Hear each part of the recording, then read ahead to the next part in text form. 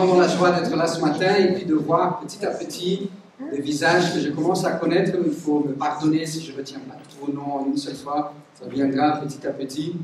Je suis plus visuel que les noms. Donc merci de me pardonner cela. Je voudrais juste savoir s'il y a des personnes peut-être qui sont là de visite ce matin, qui sont là pour la toute première fois, à part mon ami que je vais présenter dans 2 minutes. Mais est-ce qu'il y a des personnes qui sont là pour la toute première fois? Excellent. Est-ce que vous pouvez applaudir?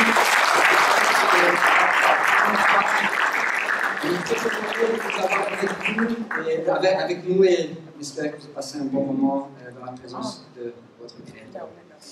Voilà, merci Mathias, je t'affiche comme ça, mais il fallait un collègue de travail qui est venu. Merci beaucoup pour le respect et l'honneur que tu me fais ce matin.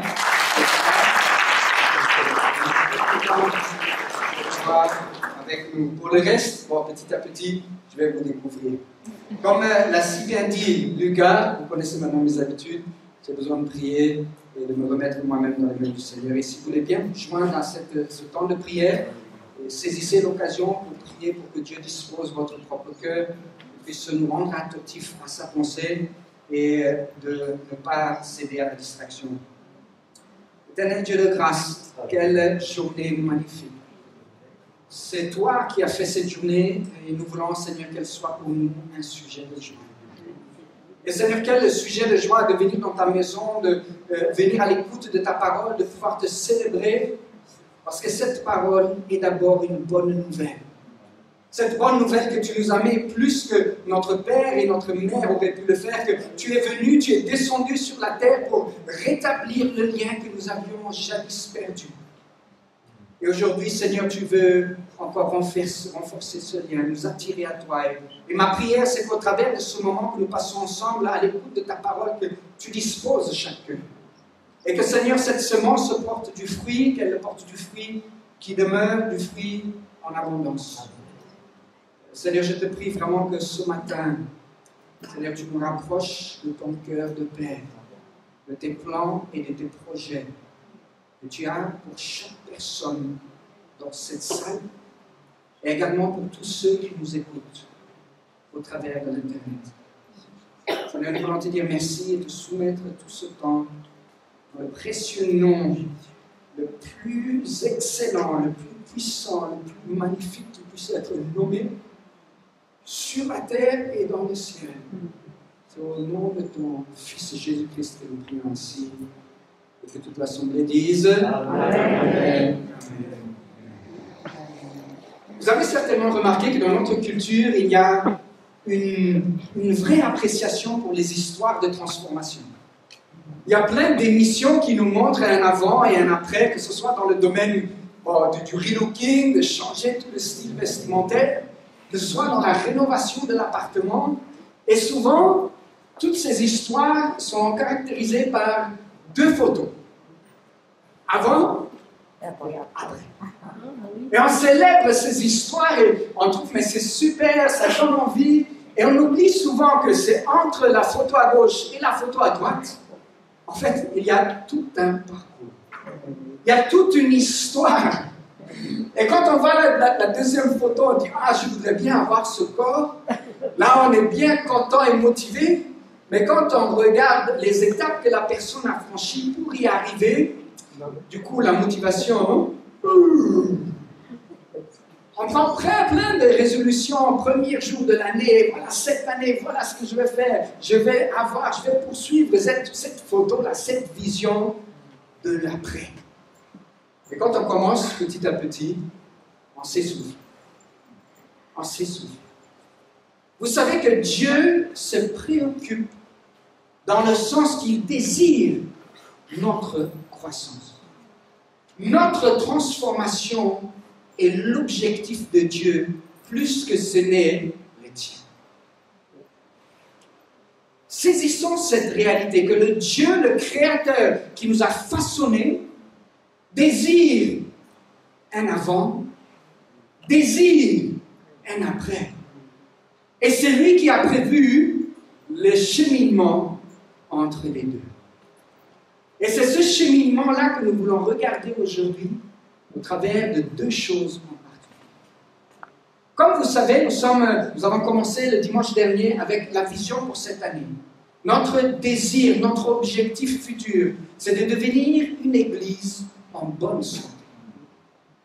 Et une église en bonne santé, elle est caractérisée par une vision qui est inspirée de la parole de Dieu, une vision qui s'appuie sur l'Écriture, une vision où il y a un équilibre entre les différents aspects des ministères que nous avons dimanche dernier. Pour rappel, c'est l'adoration, l'évangélisation, la communion fraternelle, le discipulat et la mission. Ces 5 aspects de l'Église sont nécessaires à la bonne grâce. Mais laissez-moi vous dire que la bonne santé de l'Église ne dépend pas seulement d'une bonne vision et d'un bon programme ou d'une bonne organisation. Il faut ajouter à la bonne santé de l'Église en termes d'organisation une bonne culture d'Église. Alors qu'est-ce que c'est que la culture d'Église? Peut-être pour vous qui travaillez dans les entreprises, on parle de culture d'entreprise. C'est un peu la manière dont on a l'habitude de faire les choses ici. Dans cette entreprise, voilà les valeurs, voilà la manière dont nous vivons, les choses que nous voulons mettre en place. Et combien d'entre nous, nous savons que parfois sur les murs de l'entreprise, la majorité des entreprises, il y a marqué « travail d'équipe ». Mais quand on constate la réalité du terre-à-terre, la valeur du travail d'équipe est bien sûr un mur, mais dans la réalité des faits, c'est chacun pour soi. Je vous pose la question, qu'est-ce qui va caractériser les relations humaines dans cette entreprise? La valeur qui est affichée sur le mur ou la réalité de la valeur vécue? En réalité, c'est chacun pour soi. Ainsi, les valeurs n'ont aucun sens si elles ne se traduisent pas par des comportements concrets. On peut dire, je valorise la prière, c'est très important, la communion avec Dieu. Mais je sais si tu valorises la prière lorsque tu me montres ton agenda.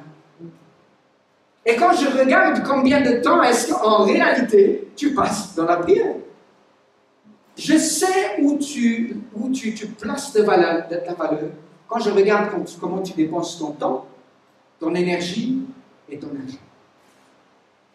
Plus ces choses correspondent aux valeurs que tu énonces, plus il y a une intégrité de ta personne. Plus tu énonces des valeurs que tu ne vis pas, il y a une tension. Allô? Ah, je suis dans la joie de pouvoir partager ce temps avec vous ce matin. Parce que notre culture d'église, que nous voulons façonner avec des valeurs, va être capitale pour la suite de ce qui va venir. Si vous avez déjà entendu le nom de Peter Drucker, qui est un spécialiste dans le domaine de l'administration des entreprises et de l'organisation de manière générale. Voici ce qu'il dit. Les valeurs mangent la vision et la stratégie au petit déjeuner. Ça veut dire que je peux avoir la meilleure vision du monde, je peux avoir les meilleurs programmes possibles, mais si les valeurs ne sont pas alignées pour accomplir la vision, elle restera vision. Et le but de toute vision, c'est de ne pas rester vision, c'est de devenir réalisation. Il faut qu'il y ait une culture d'église qui vient accomplir la vision d'église. Et nous voulons aujourd'hui aborder 2 valeurs sur nos 7 valeurs fondamentales. Pour voir petit à petit quel est le fondement et la culture d'église que nous voulons créer. Et vous l'aurez compris, l'une de ces valeurs, c'est la croissance. La croissance en termes d'église, mais la croissance en termes d'individu. Et vous allez voir au travers du texte que nous allons considérer ensemble que les deux sont profondément liés. La croissance, la bonne santé de l'Église contribue à ta santé personnelle et ta croissance personnelle. Et ta santé et ta croissance personnelle contribuent à la bonne santé et à la bonne croissance de l'Église. Parce que l'Église n'est rien d'autre que l'ensemble des personnes rassemblées autour du nom de Christ. Alors nous voulons ouvrir la Bible dans le livre d'Éphésiens et nous allons considérer ce matin un verset particulier au chapitre 4, ce sera le verset 15, mais je voulais vous donner une petite idée du livre d'Éphésiens en 2-3 mots, pour que nous situions où nous nous trouvons ici. Le titre de mon message, pour vous qui avez demandé à pouvoir le mettre sur Internet, c'est la recette de la croissance divine. La recette de la croissance divine. Comme vous le savez, le livre d'Éphésiens, c'est un livre que Paul écrit à partir d'une prison. Alors, plusieurs théories sur l'origine de la prison. Est-ce que c'est Rome? Est-ce que c'est Césarée? Est-ce que c'est Éphèse? Différents arguments, ce n'est pas trop important. Ce qui importe, c'est qu'il est dans une condition où il n'est pas en train de siroter un cocktail sur la plage. Mais étant préoccupé lui-même dans sa situation, sa première pensée n'est pas de se lamenter, mais sa première pensée est comment est-ce que je peux assurer que le travail de l'Évangile continue. Ça nous dit long et large sur le caractère et les priorités de l'apôtre Paul. Quand nous regardons la lettre aux Éphésiens, il y a 6 chapitres. C'est un livre qui se divise en 2 parties. La première partie du chapitre 1 au chapitre 3 nous parle des réalités, du fondement théologique de qui nous sommes en Jésus-Christ. Il nous dit, en fait, ce n'est pas par les œuvres de la loi, en essayant d'être une bonne personne que nous pouvons avoir accès auprès du Père. Mais c'est par rapport au don gratuit de Dieu, le salut en Jésus-Christ. Lorsque nous l'acceptons, de suivre notre vie selon ses voies, de nous soumettre et de croire en lui comme celui qui nous a sauvés, notre réalité spirituelle est transformée. Et nous rentrons dans les œuvres, les bonnes œuvres qu'il a préparées d'avance. C'est ça que l'Éphésiens 2 nous dit. Nous sommes son ouvrage créé en Jésus-Christ afin de marcher, de pratiquer les bonnes œuvres qu'il a préparées. Et puis, le chapitre 3 nous dit quelque chose d'exceptionnel, quelque chose qui était inimaginable à l'époque. C'est que le peuple juif et les non-juifs ne sont plus appelés à vivre dans la séparation, mais toute barrière socio-culturelle et ethnique tombe au travers du sang de Jésus-Christ. Il n'y a ni grec, il n'y a ni juif, il n'y a ni gentil, il n'y a ni païen, parce qu'en Jésus-Christ, toutes ces réalités sont secondaires et s'effondrent.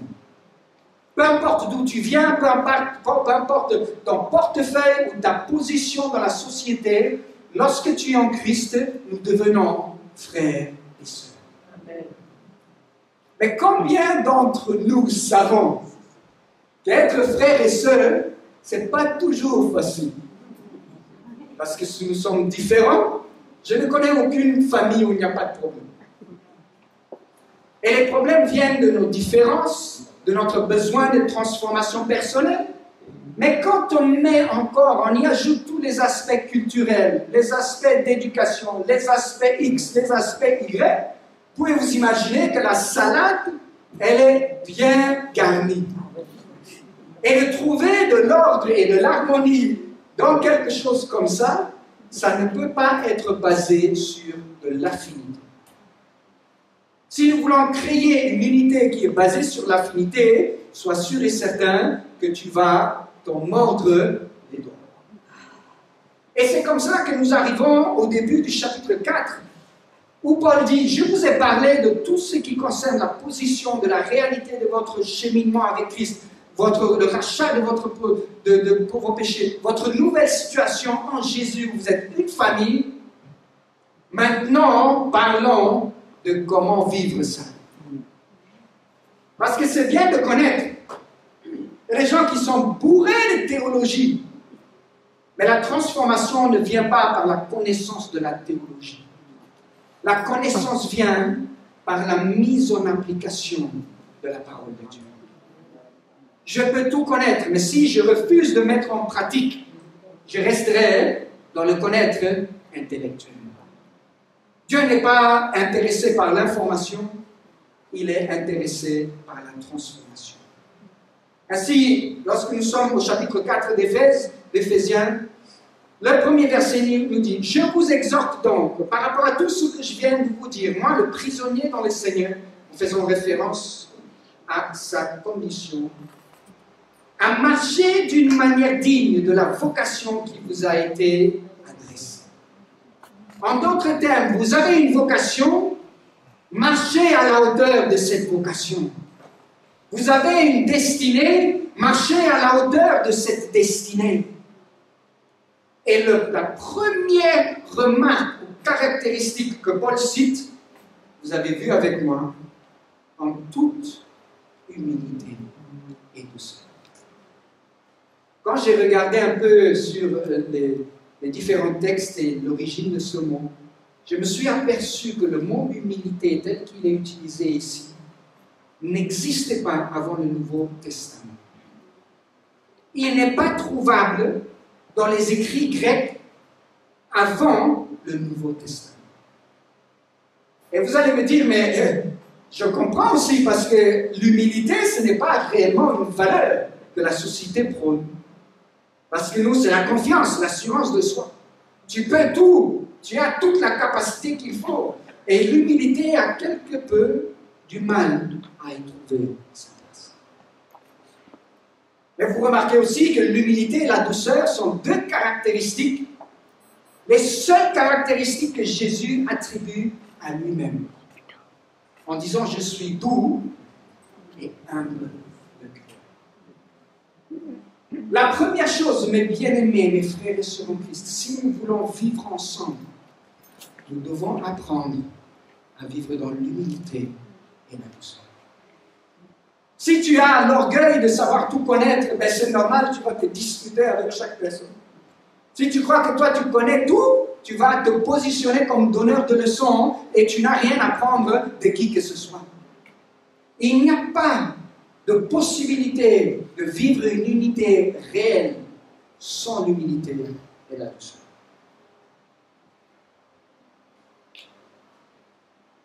Avec patience, vous supportant les uns les autres avec charité. C'est drôle. Quand j'ai parlé avec quelqu'un de ce verset, il me disait, mais en fait, c'est bien de se supporter mutuellement. On s'encourage, on s'encourage. Et en fait, c'est très bien, mais ce n'est pas ce que le terme grec veut dire. Supporter, c'est tu me casses les pieds, mais je suis avec toi quand même. Tu as des comportements parfois bizarres et ça me gêne, mais on est quand même famille en Jésus-Christ. Ne regarde pas la personne qui t'énerve dans l'église. Mais pense à elle et dis-toi, Dieu m'appelle à la supporter. Avec douceur et avec humilité. Nous n'allons pas lire tout le passage, mais je veux venir sur le passage clé qui m'intéresse ce matin, qui se trouve au verset 15. Et je vais vous donner quand même un aperçu pour qu'on puisse mieux situer toute la pensée. Au verset 15, la parole nous dit « Mais », en opposition par rapport à tout ce qui a été avant, « mais en professant, en disant la vérité dans l'amour, nous croîtrons à tous égards à celui qui est la tête, c'est-à-dire Christ. En professant la vérité dans l'amour, nous croîtrons. » Voici la deuxième valeur. L'amour dans la vérité. La vérité dans l'amour et la croissance. Et vous allez voir que les deux sont indissociables.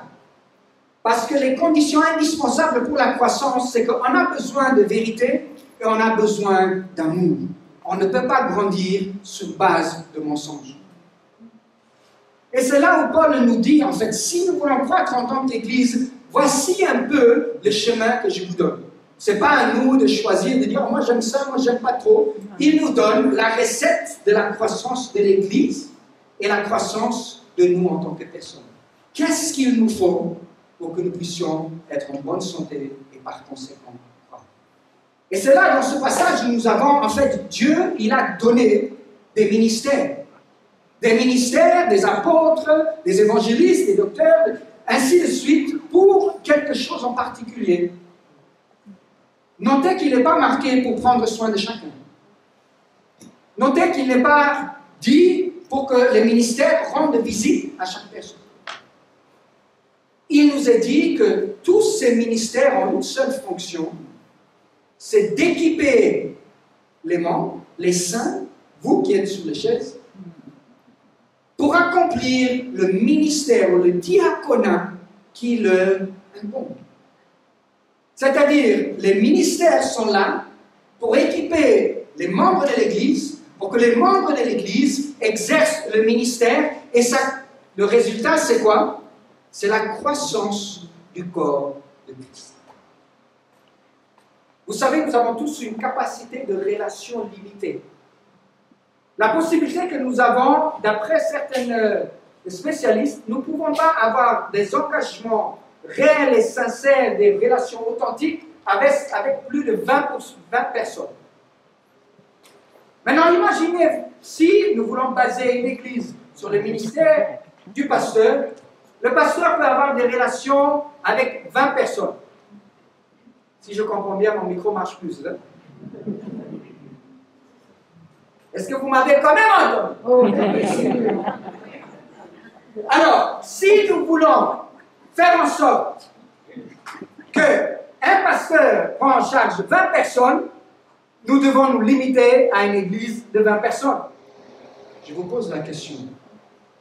Quel type d'église voulons-nous être? Qu'est-ce que nous voulons accomplir? Et je dirais même plus, qu'est-ce que Dieu veut que nous accomplissions? Nous voyons que Paul a une idée très claire du ministère et de la croissance en termes d'église. Nous arrivons à ce fameux verset 15 qui nous dit, ok, si nous voulons grandir en termes d'église, voilà qu'en termes de mentalité, nous devons changer. Deuxième élément, si nous ne voulons pas être comme des enfants, ballottés par tout vent de doctrine, qu'est-ce qu'il nous faut pour que nous ne soyons pas dans la déception des doctrines des uns et des autres? C'est de professer la vérité. Le terme professer la vérité dans l'amour, en grec, c'est un participe présent qui dit, en fait, c'est quelque chose qui se fait de façon constante. Et c'est un mot, en fait, qui n'existe pas, qu'on ne peut pas directement le traduire comme ça. Si on devrait le traduire littéralement, ça veut dire véridisant. Ça veut dire qu'en fait, la vérité et la parole sont indissociables. Mais non seulement ça indique le fait de véridier, si vous me permettez, mais aussi d'être vrai, d'être réaliste, d'être entier. Dire la vérité dans l'amour, être vrai dans tout ce que nous faisons dans l'amour. Et je bénis Dieu qu'il a rajouté ça. Parce que certains sont les spécialistes d'être vrai. Moi, je suis comme ça, j'ai dit les choses telles qu'il faut, pas de filtre. Mais c'est la vérité dans l'amour.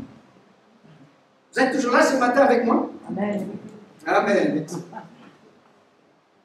Le résultat du fait de dire la vérité dans l'amour va nous conduire à la croissance. Le résultat, c'est la croissance, mais ce n'est pas automatique.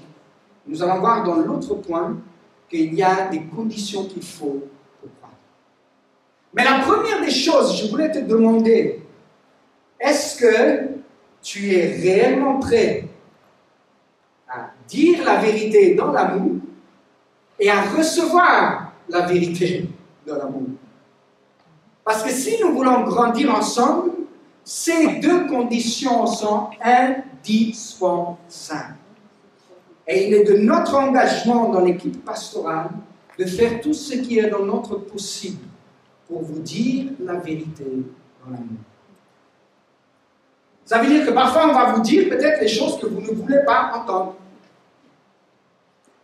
Parce que comme bien savons que ce que nous voulons entendre, ce n'est pas forcément ce que nous avons besoin d'entendre. Pour ceux qui ont des enfants, vous savez de quoi je parle. Il n'y a pas de possibilité de changement sans d'abord une prise de conscience et un désir de changement. Et parfois, la prise de conscience, on ne la voit pas nous-mêmes. On a besoin de quelqu'un. Petite anecdote. Est-ce que ça vous est déjà arrivé, vous parlez avec quelqu'un, puis la personne vous parle, et dit, ah oui, mais il semble quelque peu distrait. Et puis au bout d'un certain temps, deuxième personne, pareil, la réaction, et puis vous passez, faites vos courses, et vous voyez quelque part un miroir, et vous vous rendez compte qu'il y a une grosse crotte d'énigme, là, visible pour tout le monde. Et là, vous dites, attends, j'ai parlé avec Alex, j'ai parlé avec un tel, j'ai parlé avec un tel, tous m'ont vu, personne n'a dit. Mais ils ne m'aiment pas ou quoi? Parce que, pourquoi est-ce qu'on n'a pas dit? Parce qu'on voulait éviter la gêne du moment. Je te pose la question. Est-ce que tu aimes ton frère ou ta soeur plus que l'inconfort du moment? Est-ce que tu aimes ton frère ou ta soeur suffisamment pour pouvoir lui dire la vérité? Waouh, je ne pensais pas que vous allez être si calme, mais ce n'est pas grave. Ça veut dire que ça monte. Je voudrais vous donner quelques conseils pratiques, parce que quand on parle de ça, c'est-à-dire c'est un chèque emploi pour commencer à sortir à tout ce que tu as dans ton sac. Non, ce n'est pas du tout ça. La première des choses, la vérité et l'amour sont indissociables. Si tu n'as pas l'amour, pour l'amour de ton prochain, merci de t'abstenir de tout commentaire. Mais si réellement ton commentaire est motivé par l'amour, il y a une manière de faire. Dans l'humilité et dans la douceur. Vous savez, je suis convaincu que si nous voyons dans la personne un intérêt pour notre propre intérêt de croissance, la manière dont nous recevons les instructions, c'est différent. Les enfants jouent au basket et parfois le coach, il n'est pas tendre avec eux.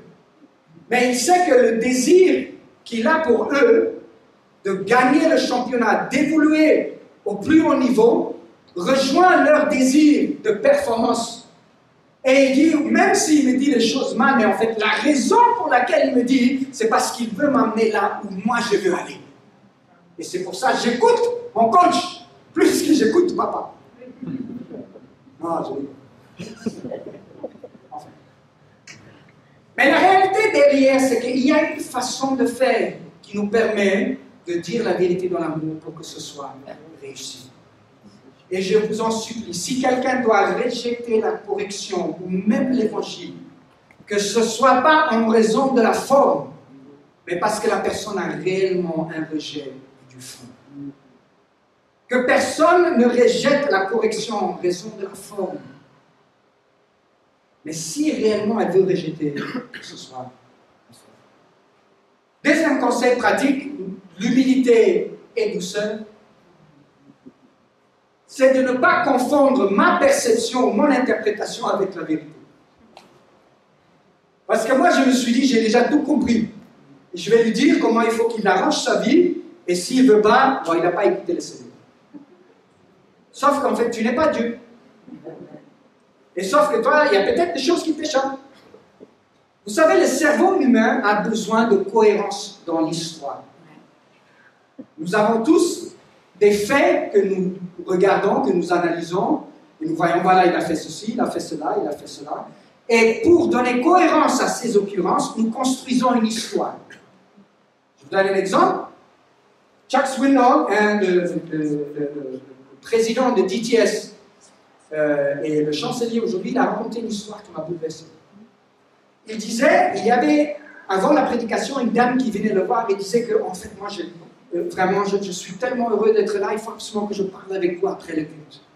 Et puis elle voyait son mari un peu sur la chaise, saoulé, un peu à la limite il s'endormait, il roulait un peu les yeux, et puis il se dit dans la tête, ah j'ai bien compris, cas classique, la femme qui se plaint qu'elle a besoin de tirer son mari dans l'église, et voilà, donc après, il descend l'estrade, c'est fini, il commence à discuter avec la dame, et il dit voilà un peu les conseils que je vais lui dire. Et puis la dame, elle commence à parler. Et en fait, la raison pour laquelle nous sommes là aujourd'hui, c'est parce que mon mari a été changé par les messages que nous avons entendus au travers de votre ministère de la radio. Nous sommes venus de tout l'autre côté des États-Unis parce qu'il voulait vous le dire en personne. Sauf qu'il a une maladie, une condition physique qui fait en sorte qu'il s'endort, qu'il roule les yeux, qu'il tourne. Et il a eu tellement honte de vous approcher personnellement qu'il m'a envoyé.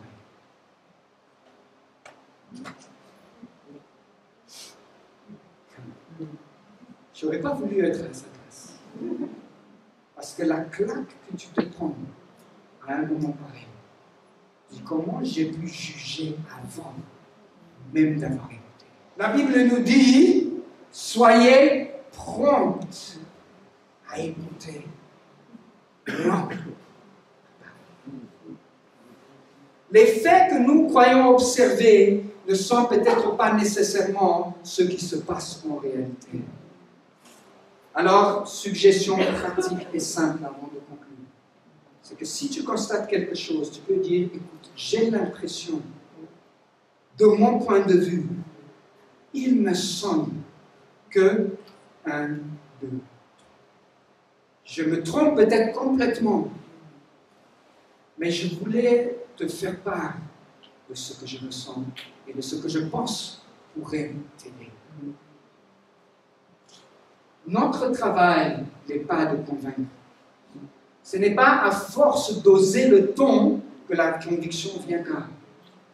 Parce que la Bible nous dit que le ministère de la conviction, c'est qui l'a? C'est le Saint-Esprit. Jean nous dit qu'il est venu pour convaincre de justice, de jugement et de péché. Si tu dis la vérité dans l'amour, tu exposes, il me semble, si je peux te soumettre, voilà ce que je vois, là où tu as besoin peut-être de faire des progrès, là où tu te bloques. Les réactions que tu as font que tout le monde s'éloigne. Je pense que nous créons de l'espace pour le Saint-Esprit d'agir dans les profondeurs du cœur. Et parfois, la douceur transforme 10 fois plus la force. Laissons le Saint-Esprit agir, mais faisons notre part. Parce que si nous ne disons pas la vérité dans l'amour, nous privons la croissance de l'un et de l'autre. Je vais vous donner un exemple. Il y a quelque temps, avec toutes les histoires de culte à la maison, donc on était sur les écrans, et puis on avait des réunions, et moi je suis quelqu'un qui veille beaucoup sur le temps. Parce que je sais que le temps c'est ma vie, et je ne veux pas gaspiller mon temps. Donc on avait une réunion, c'était cadré de telle heure à telle heure, et je vois qu'on parle, on discute, ma femme elle avait partagé quelque chose, et puis en fait elle est revenue pour réappuyer parce qu'elle avait le sentiment que c'était nécessaire, et puis moi j'ai dit chérie, voilà, tu nous as déjà dit ça, merci beaucoup, il faut qu'on avance. Mon objectif derrière, c'était de gagner du temps, et comme c'était ça, ajouter pas quelque chose de neuf, j'ai dit à mon épouse, voilà chérie, on va continuer. Merci pour ce que tu as apporté, on va continuer. Alors, on finit la réunion, et pendant un temps, pas de retour. Et puis, un jour, l'une des personnes qui avait assisté à cette réunion en ligne, elle dit à ma femme, tu sais, il y a quand même quelque chose qui me dérange ou qui m'a dérangé. La manière dont Alexis te parle dans les réunions, vraiment, ça me gêne. J'ai l'impression comme s'il minimise ton opinion. Il dit, Zah, tais-toi, c'est pas à toi de parler. Elle n'a pas exprimé comme ça. En tout cas, elle a fait comprendre que la manière dont ce que ça donnait à l'écran, voilà ce que ça l'a fait ressentir. J'ai dit merci beaucoup de l'avoir partagé, parce que ça me permet, 1, de clarifier, et de 2, d'être attentif à ne pas refaire ça la prochaine fois. J'ai dit à la personne, s'il y a bien un avis qui pèse plus lourd dans la balance que tous les autres, c'est celui de mon épouse. Et jamais je vais minimiser ce qu'elle me dira. Vous savez pour quelle raison? Parce qu'elle me connaît mieux que quiconque ici. Elle me voit quand je pêche. Elle me voit quand je perds patience. Là, quelqu'un s'est dit, ah non, le pasteur, il pêche. Oui. Et toi aussi. Donc elle me voit. Elle n'est pas impressionnée, ni par le micro, ni par le... Pas. Parce qu'elle me connaît. Donc si elle me dit quelque chose, j'ai tout intérêt à prêter l'oreille si je le grandis. J'ai un coach personnel à la maison. qui m'aide à progresser. Pourquoi est-ce que je vais refuser ça? Et je lui dis, écoute, vraiment, c'est vraiment pas du tout, merci de nous avoir fait part de ça, parce que c'était vraiment pas du tout l'intention, c'était juste la question de gérer le temps. La personne aurait pu se taire. Elle aurait pu dire, mais vraiment, le pasteur parle comme ça à sa femme. Oh, je ne veux pas voir chez eux, c'est comment, hein?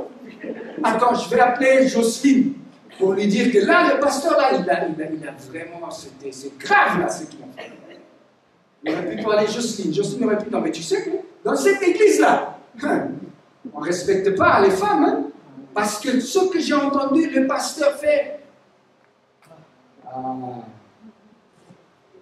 Dans quelle catégorie te retrouves-tu?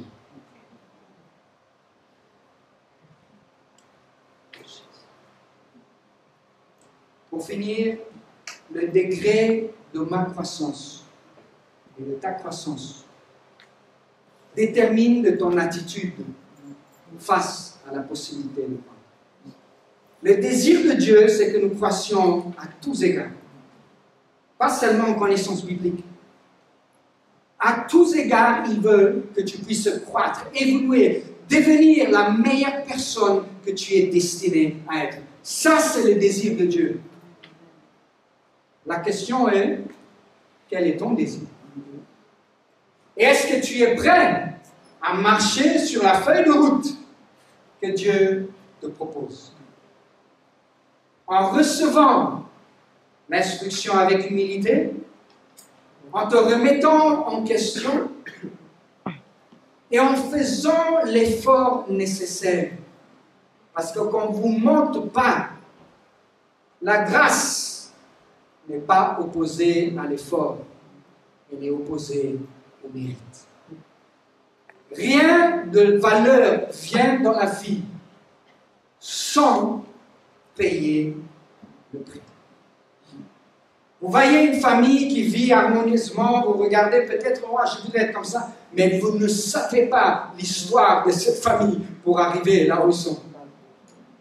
Vous voyez quelqu'un peut-être avec un diplôme, docteur, ingénieur, mais vous ne connaissez pas l'histoire de cette personne pour en arriver. Beaucoup veulent la finalité de la croissance. Mais qui est prêt à faire ce qu'il faut?